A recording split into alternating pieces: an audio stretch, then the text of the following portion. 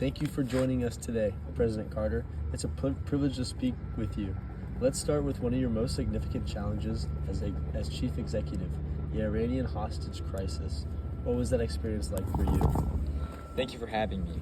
The Iranian hostage crisis in 1979 was one of the most difficult times of my presidency, when 52 Americans were taken hostage at the U.S. Embassy in Tehran. I had to weigh diplomatic solutions against the potential for military action. I always leaned towards diplomacy. I believe that dialogue could lead to a resolution. I spent countless hours consulting with my cabinet and military advisors, trying to explore every possible option. The uncertainty was painful, but both for the hostages and their families. Ultimately, after 444 days, the hostages were released.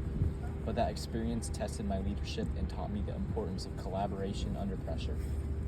Transitioning to your role as Chief of State, your 1977 inauguration emphasized unity and humility. How did that impact your presidency? My inauguration was about healing the nation, especially after Watergate. I emphasized humility and service to create a sense of hope among citizens. During the 1979 energy crisis, I used televised addresses to communicate directly with the public, urging Americans to conserve energy and work together. Transparency and honesty were essential to rebuilding trust, and I aimed to keep the American spirit engaged.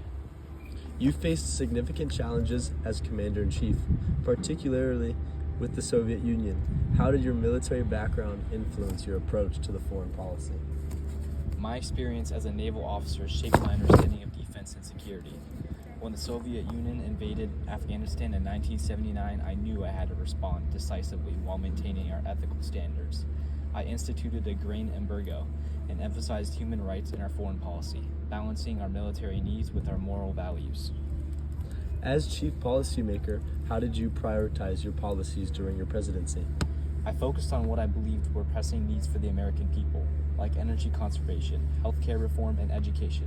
I sought input from experts to craft policies that would have lasting impacts. During the energy crisis, I pushed for renewable resources and conservation efforts, seeing them as vital for our future. Reflecting on your presidency, how do you think history will remember your time in office? I hope history sees my presidency as a time of significant challenges, but also notable achievements, particularly in human rights and peace negotiations, like the Camp David Accords. Despite economic difficulties, I prioritized integrity and service, and I hope that commitment resonates with future generations. If you were president today, what would be your approach to climate change? Climate change is one of the most pressing crises we face. I would prioritize renewable energy initiatives and advocate for policies to reduce carbon emissions, building on my earlier efforts to promote energy conservation. Political polarization is another major issue today. How would you address that? I would focus on fostering dialogue and bipartisanship, emphasizing unity among political opponents. Community engagement and grassroots movements are crucial for bridging divides.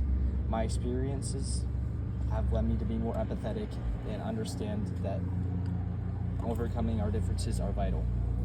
That's a cool hobby you have that most people don't know about? Or what's a cool hobby that people you have don't know about? I enjoy woodworking in my spare time. I find it incredibly relaxing and fulfilling to create something tangible with my hands. It's a great way to unwind after a busy day. I often make small furniture pieces and birdhouses. I find that it brings a sense of peace and satisfaction. This hobby has been a part of my life for many years, and I believe that it reflects my appreciation for craftsmanship and simplicity.